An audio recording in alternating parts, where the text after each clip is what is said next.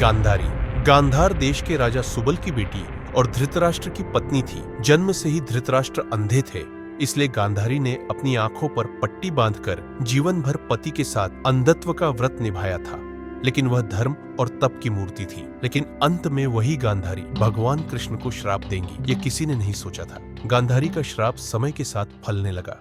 गांधारी, हमारे 100 पुत्र युद्ध में गए हैं, मन घबरा रहा है। युद्ध तो पांडवों ने नहीं चाहा था, पर दुर्योधन का अहंकार उसे खींच ले गया।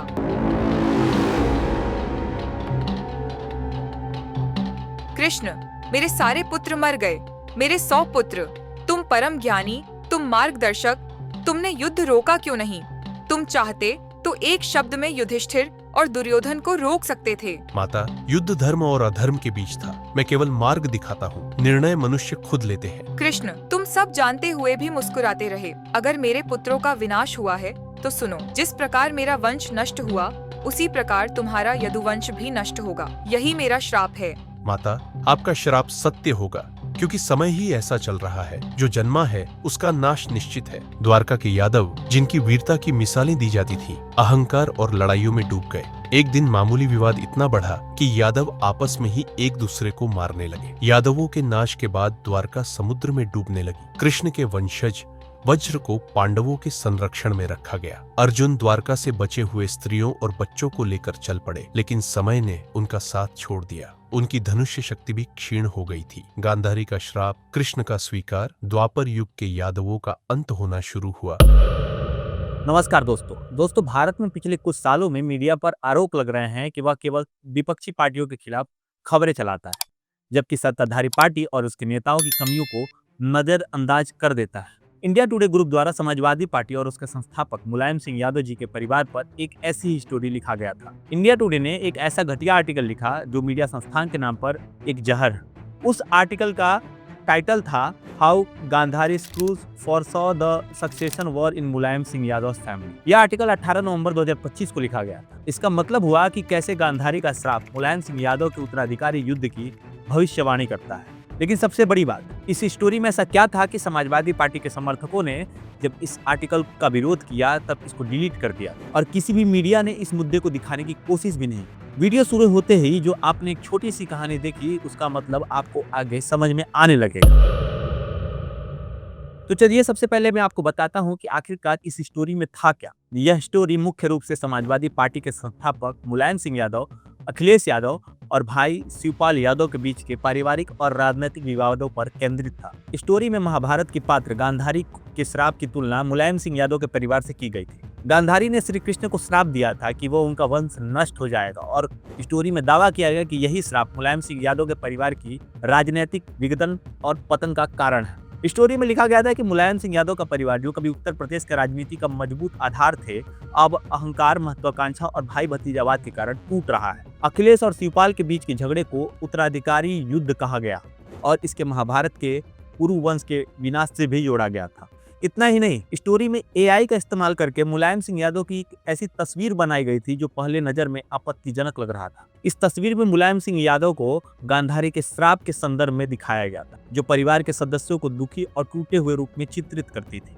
यह स्टोरी इंडिया टुडे की उत्तराधिकारी युद्ध सीरीज का हिस्सा थी, जो विभिन्न राजनीतिक परिवारों के विवादों पर चर्चा की जाती है। लेकिन सवाल ये है कि क्या केवल विपक्षी पार्टियों के परिवारों पर फोकस क्यों है? क्यों नहीं सत्ताधारी भाजपा के नेताओं पर पारिवारिक या राजनीतिक मुद्दों पर ऐसी स्टोरी बन रही? और यह लेख लिखने वाली घटिया पत्रकार संदीपन शर्मा ने इसे एक पौराणिक व्याख्या का रूप दिया है, जबकि उनके ही बायो में लिखा है कि वो क्रिकेट, सिनेमा और इतिहास पर लिखना पसंद करते हैं। बाकी सब उन्हें यान इंड्यूसिंग लगता है, यानी इसके अलावा इनको दूसरी सभी चीजें उबाऊ लगती है। जब यह आदमी किसी राजनीतिक दल के वरिष्ठ नेता को गांधारी के श्राप का पात्र बना देता है तो समझना मुश्किल नहीं है कि यह पूरी कहानी पत्रकार के नहीं बल्कि एक जाहिल पत्रकार का काम है।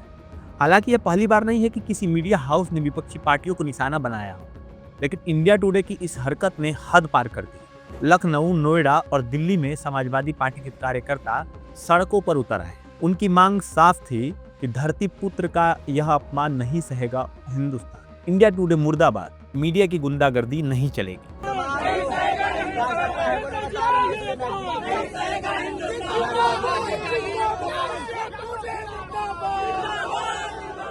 कानपुर और अन्य छोटे शहरों में प्रदर्शन भी हुए। एसपी नेताओं ने कहा कि यह स्टोरी न केवल मुलायम सिंह यादव की छवि खराब करती है, बल्कि पूरे यादव समुदाय और हिंदू धार्मिक भावनाओं का अपमान है। और अंततः हुआ भी यही। दबाव इतना बढ़ा कि इंडिया टुडे को स्टोरी अपनी डिलीट करनी पड़ी। लेकिन यहाँ एक बहुत बड़ा सवाल है दोस्तों, स्टोरी डिलीट करने का मतलब क्या अपराध खत्म हो गया? नहीं, यही तो है जाहिलियत भरी पत्रकारिता। और अब भी सवाल सरकार से कम विपक्ष से ज्यादा पूछा करती है। अखिलेश यादव ने खुद एक्स पर इस पोस्ट की निंदा की। उनके पोस्ट ने समाजवादी पार्टी के समर्थकों में जान डाल दिया और जल्द ही सोशल मीडिया पर बायकॉट इंडिया टुडे ट्रेंड करने लगा। प्रदर्शनों में कार्यकर्ताओं ने इंडिया टुडे के पत्रकारों को सत्ता का दलाल कहा है और चेतावनी दी है कि अगर स्टोरी नहीं हटाई गई तो बहुत बड़ा आंदोलन हो। अखिलेश यादव ने भी इंडिया टुडे के इस घटिया स्टोरी पर सोशल मीडिया पर लिखा कि कुछ मीडिया हाउस महाकाव्यों की बातें और संदर्भों को गलत तरीके से प्रस्तुत करके उनका अपमान कर रहे हैं। यह राजनीतिक दानाजीवी मीडिया हाउस बार बार परिवारवाद के नाम पर जो एजेंडा चला रहे हैं, वह दरअसल महाकाव्यों के सांकेतिक संदेश का मजाक उड़ाते हैं। यह मीडिया हाउस सत्ता के स्वार्थी लोगों की कहानियां छिपाने की हिम्मत क्यों नहीं दिखाते? उनके उपेक्षित छोड़ दिए गए घर वालों के बारे में समाचार क्यों नहीं दिखाते? अखिलेश यादव ने अपने बयानों में यह भी कहा कि उन सभी को छोटे पद से लेकर मुख्यमंत्री जिसे बड़े पद तक हटा देना चाहिए जिनकी मीठाधीसी का आधार पारिवारिक संबंध है, या उनसे चंदा नहीं लेंगे जिनके कारोबार में परिवार नाम लगा है।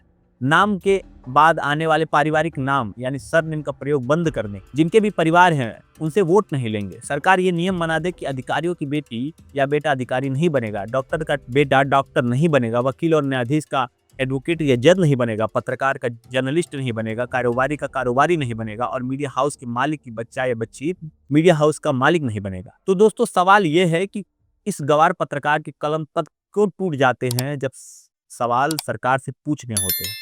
और इंडिया टुडे से भी यही सवाल है कि क्या इंडिया टुडे ने कभी भाजपा के अंदर चल रहे सत्ता संघर्ष पर गांधारी का श्राप जैसी कथा लिखी है या नहीं? क्या योगी आदित्यनाथ और केंद्र नेतृत्व के बीच खींचतान पर उसने कभी रिंगी ऋषि का श्राप जैसा लेख लिखा है या नहीं? क्या मोदी के अपने परिवार से दूरी, पत्नी को छोड़ देना, परिवार से बिछड़ जाना, इस पर कभी एक कहानी लिखी है या नहीं? क्या योगी आदित्यनाथ की गोरखपुर मठ पर परिवारवाद का कोई कथा लिखा है या नहीं?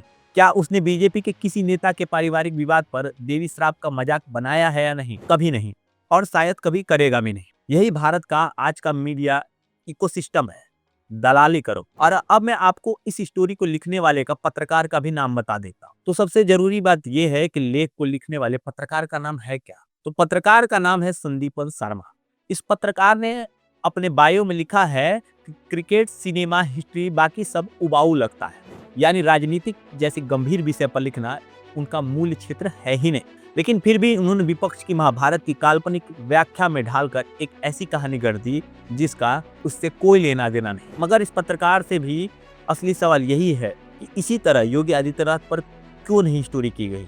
योगी जी सन्यासी हैं, लेकिन उनके मठ की राजनीति में परिवारवाद जैसा ही। गोरखपुर मठ की क्रोनोलॉजी में उत्तराधिकारी विवाद है, लेकिन संदीपन शर्मा ने कभी इस पर कलम नहीं उठाई। मोदी सरकार के अनैतिक मुद्दों पर भी संदीपन शर्मा चुप क्यों थे? देश में किसान आंदोलन हुए, मणिपुर हिंसा हुए, चुनावी बॉन्ड घोटाला हुआ या कोविड में ऑक्सीजन की कमी हुई, यह सब अनैतिक थे, लेकिन संदीपन केवल घटिया पत्रकारिता ही करते दिखे।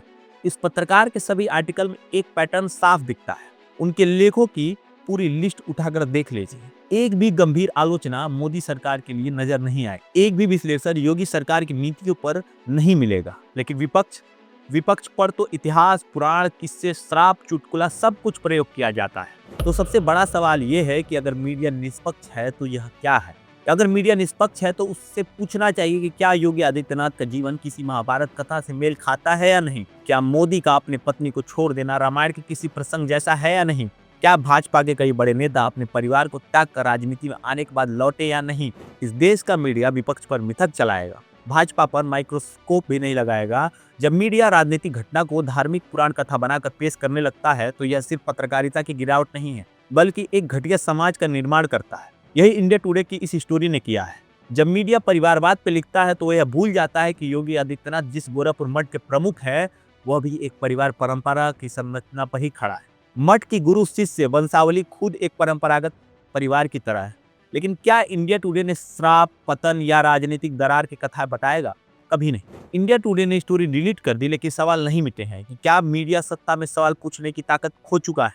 क्या पत्रकारिता राजनीतिक चाटुकारिता की औजार बन चुकी है? क्या विपक्ष पर ही हर मिथक, हर श्राप, हर चुटकुला लागू होगा? तो दोस्तों, घटिया पत्रकारिता महाकाव्यों से जोड़ना भी धर्म ग्रंथों का अपमान है। बेशक पत्रकारिता सत्ता और विपक्ष दोनों से सवाल पूछने का हक देता है, लेकिन आज के समय में पत्रकार का संबंध सत्ता से होने के कारण यह अब असंभव है। तो दोस्तों, आपको हमारा वीडियो कैसा लगे हमें कमेंट बॉक्स में जरूर बताएं।